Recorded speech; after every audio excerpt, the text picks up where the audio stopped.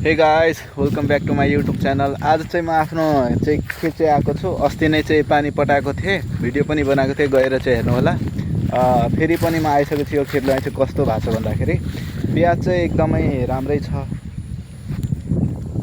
योपालि चाहिँ पहिलाको भन्दा चाहिँ अलि राम्रै प्याज भएको छ अरे हैन। पहिला चाहिँ सानो सानो भयो, योपालि चाहिँ अलि ठुलो ठुलो भएको छ। हेर्न सक्नुहुन्छ।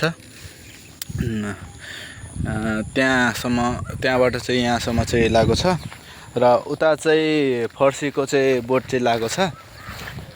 फुल पनि आइसक्यो। सुरुमा सानो हुँदाखेरि यसलाई चाहिँ घुनगद्दरले त पुरै सखा पारिदिएको थियो, तर फेरि पानीहरू पटाएपछि पुनः फेरि आइसकेको छ।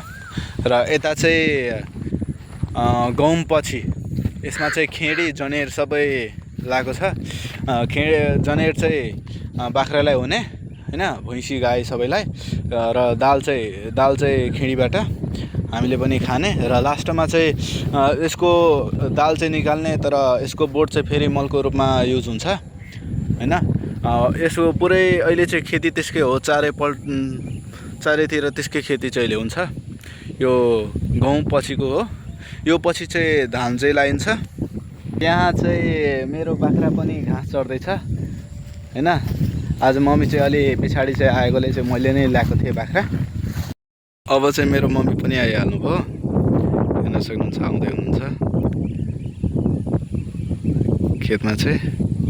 यो कल चाहिँ पहिला चाहिँ थिएन हैन। खेतीमा चाहिँ यस्तो आरामदायक यो चाहिँ प्याजहरू केही सब्जी फलाउन चाहिँ मिल्दैन थियो। अहिले चाहिँ यो कल चाहिँ गाडेको छ आफैले हैन।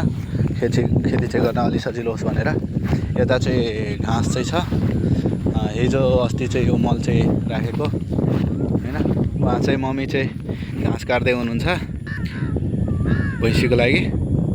पुरै अस्ति पटाएको र पानी पनि परेर चाहिँ यस्तो हरियो भएको छ, नभए पुरै सुकेर चाहिँ मर्छ। यो एउटा इन्ट्रेस्टिङ कुरा, धेरैजनाले यो प्याजको फुल चाहिँ हेरेको हुँदैन हैन। यो प्याजको फुल चाहिँ यस्तो हुन्छ, प्याजबाट निस्केको हुन्छ यो हैन।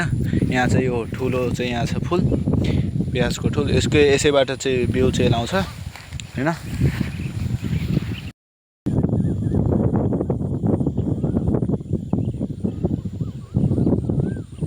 यो खेत चाहिँ यहाँदेखि हैन, यो पुरै उता चाहिँ मम्मी घाँस काट्दै हुनुहुन्छ। त्यहाँदेखि त्यो हरियोवाला खेत चाहिँ हो, कल लाएर यहाँदेखि यो पुरै खेत मेरो चाहिँ हो हैन। उता चाहिँ मेरो हजुरआमाको पुरै यो डगरसम्म चाहिँ खेत हो मेरो हजुरआमाको। यता चाहिँ फाँटमा चाहिँ त्यति चाहिँ पढेको छ हैन। यता चाहिँ बुवाले आफै किन्नु भएको थियो पहिला नै। गाइज हेर्न सक्नुहुन्छ, गाउँमा चाहिँ पशुपालनको चाहिँ हेर्नु यस्तो प्रति जग्गामा यसरी नै हामी पनि सानो हुँदाखेरि चाहिँ भैँसी गाई बाख्रा चराउँथ्यौँ। यो हाम्रो खेतमा चाहिँ पानी भनेको यो पैनीबाट आउने हो। यो पैनीमा पानी चाहिँ नहरबाट आउँछ, तर नहरमा पनि पानी आउने भनेको चाहिँ यो कमलाबाट आउँछ, जुन चाहिँ यो बाँध पारी चाहिँ छ। गएर चाहिँ हेराउँछु तपाईँहरूलाई।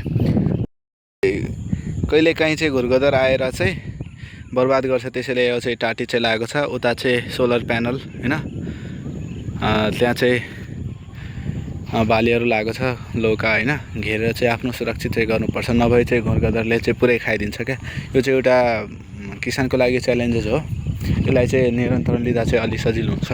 खेती चाहिँ त्यति सजिलो पनि छैन, केही च्यालेन्जेसहरू पनि छ त्यसमा पनि। अब यतातिर चाहिँ केही पानीको समस्या, मौसम विभाग अनुसारले कहिले पानी नपर्ने र यता चाहिँ खेतबारी बाली गर्दाखेरि अलि च्यालेन्ज हुन्छ, जनावरले अलि अप्ठ्यारो गर्छ।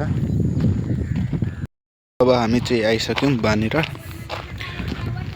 हेर्नु यस्तो चाहिँ भ्यू छ अहिलेको कमलाको। राइट नाउ चाहिँ अहिले यस्तो छ हैन। क्या मस्त सिन छ, साँझको बेला चाहिँ छ।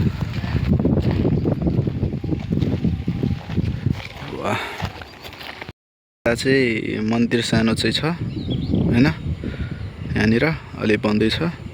र उता बस्नुहुन्छ अलि पुजारीहरू। यता चाहिँ कमला, उता चाहिँ यो चाहिँ बन्दीपुरको तिरको छ, उता चाहिँ पर्ताको, उता पनि मन्दिर हेर्नुहुन्छ हैन। अब चाहिँ पानीनिर चाहिँ आइसक्यो है, हेर्न सक्नुहुन्छ कस्तो एकदमै धेरै पानी पनि छैन, एकदमै थोरै पनि छैन, ठिक ठिकको अहिले पानी चाहिँ आएको छ।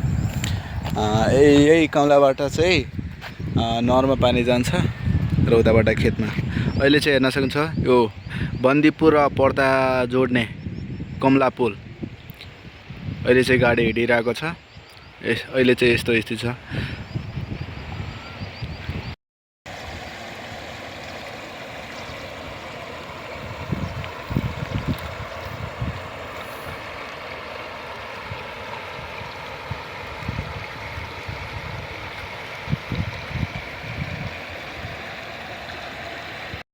अहिले चाहिँ साँझ भइसकेको छ, तर यसको साउन्ड हेर्नु त पुरै लोकल साउन्ड चाहिँ हेर्नु त। नेचरले यस्तो साउन्ड दिन्छ नि माइन्डलाई पिस दिलाउने। गाउँतिर चाहिँ हुन्छ क्या यस्तो सफा पानी।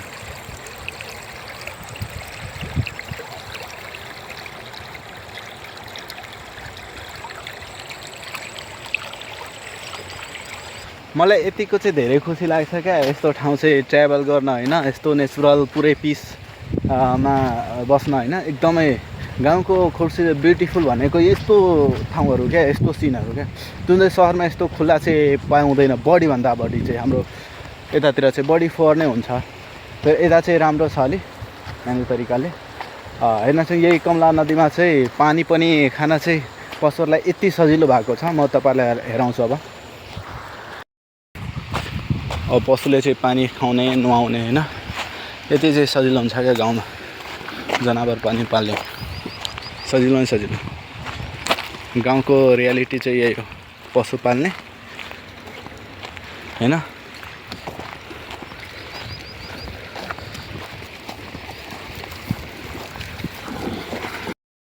हेर्न सुन्छ माथिको सिन चाहिँ यस्तो छ। माथिबाट अहिले भर्खरै सूर्य चाहिँ अस्ताउन सकेको छ, हेर्न सक्नुहुन्छ।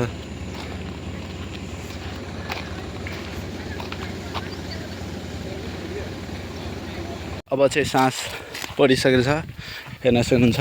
अहिले चाहिँ अब हामी घर जाँदैछौँ। बाख्रा लिएर चाहिँ आएको, अब चाहिँ बाख्रा लिएर चाहिँ जाँदैछौँ। मम्मी चाहिँ उता चाहिँ घाँस चाहिँ काट्दै हुनुहुन्छ।